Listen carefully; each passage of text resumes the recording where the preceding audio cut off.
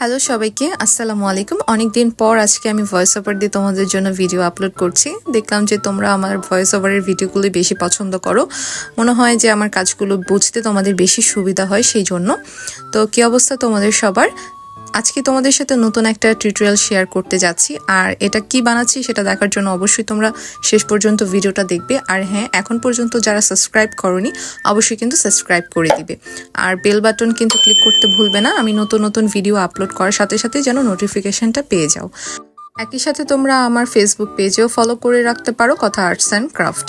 তো এই দেখো, সামান্য একটা বোতল দিয়ে যে এত ইউনিক কিছু তৈরি করা যায় আসলে তোমরা ভিডিওটা না দেখলে বুঝতেই পারবে না। তো আমি এখানে জাস্ট এই ছোট বোতলটা নিয়ে নিলাম, আর এখন হচ্ছে আমি এটাকে কেটে নিব।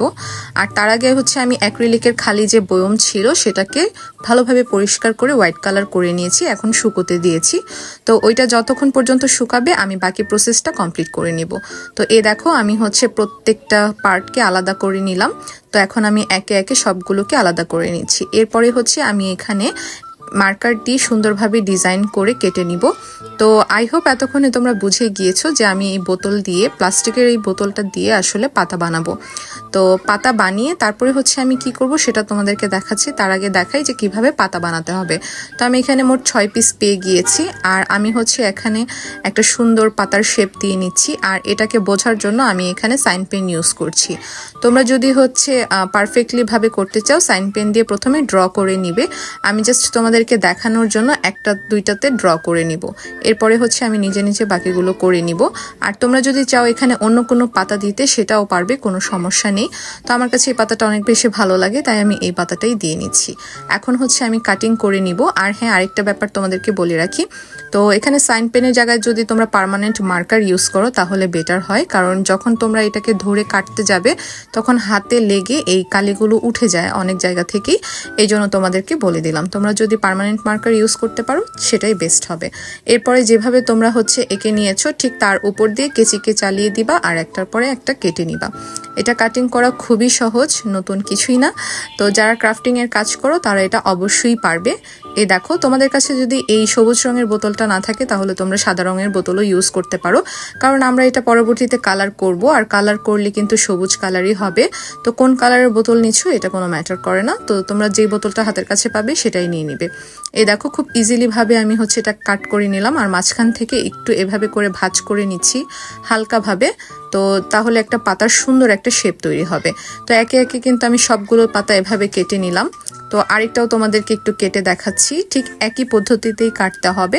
জাস্ট যেখানে যেখানে আমরা দাগ দিয়েছি সেখান বরাবর আমরা কেটে দিব, তাহলে প্রত্যেকটা সুন্দর পাতার শেপ তৈরি হয়ে যাবে।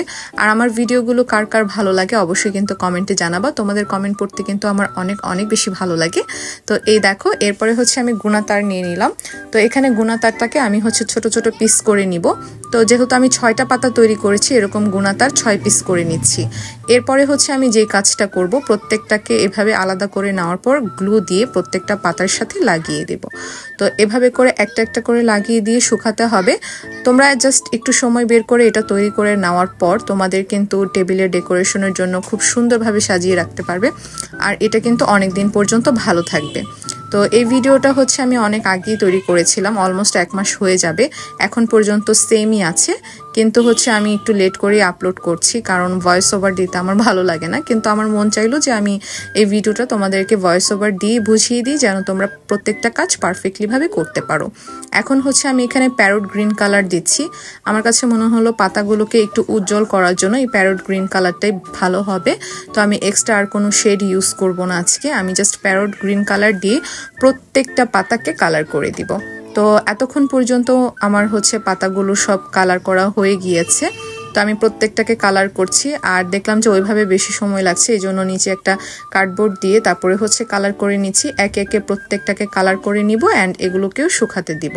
তো শুকানোর পর আর অল্প একটু কাজ বাকি আছে, তো সেই কাজটা করার পরে আমাদের সুন্দর একটা মিনি ট্রি প্ল্যান্ট তৈরি হয়ে যাবে। তো এখন এটাকে আমি এক সাইডে রেখে দিলাম শুকানোর জন্য। এরপরে হচ্ছে আমি যে অ্যাক্রিলিকের বয়মটা দেখছিলাম শুকিয়েছে কিনা, এটা ভালোভাবে শুকিয়ে গিয়েছে। তো শুধু সাদামাটা আমার ভালো লাগছিল না, তো এটাতে আমি একটু ডিজাইন করব। তার আগে আমি কি করছি, এখানে একটু ক্লে নিয়ে নিলাম, আর ক্লেটা নিয়ে নিয়েছি যে ভিতরের যে খালি অংশটা আছে এটাকে ফিল আপ করার জন্য।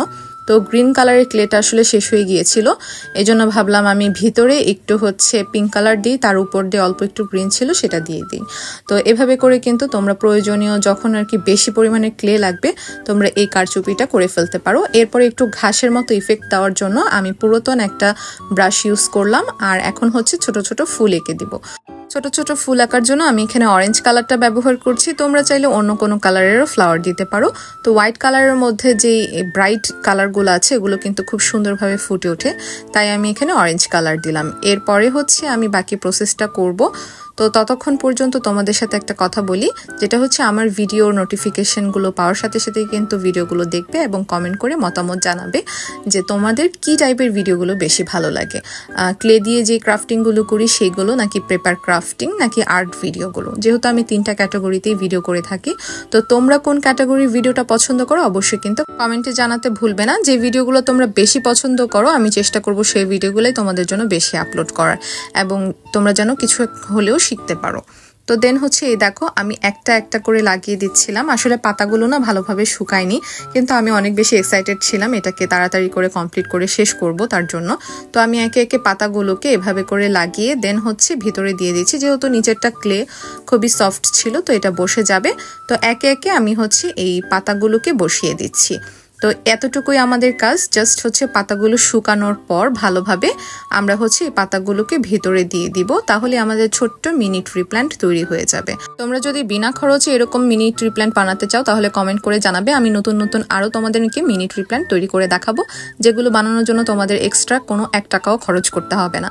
তো এই দেখো আমি একে একে সবগুলো পাতা লাগিয়ে নিয়েছি, আর এটা হচ্ছে ফাইনাল লুক। যেহেতু শুকায়নি বাট আমি লাগিয়ে দিয়েছিলাম, এই জন্য আমার হাত থেকে একটু গ্রিন কালার লেগে গিয়েছে, তো ওইটাও ব্যাপার না, একটু পাতার মতো এফেক্ট চলে আসছে আর কি। তো এই দেখো ফাইনাল লুক হচ্ছে এইরকম। তো আমি হচ্ছে এই স্ট্যান্ডটা বানিয়েছিলাম এইটা রাখার জন্য। তো এই যে দেখো ফাইনালি এটা এত বেশি সুন্দর লাগছিল। আর নিচের স্ট্যান্ডটা চাইলে আমরা ক্যান্ডেল স্ট্যান্ডও ইউজ করতে পারবো, এবং ছোট ছোট এরকম ট্রি প্ল্যান্ট রাখার জন্য ইউজ করতে পারবো। তো কেমন হয়েছে অবশ্যই জানাবে। আল্লাহ হাফিজ।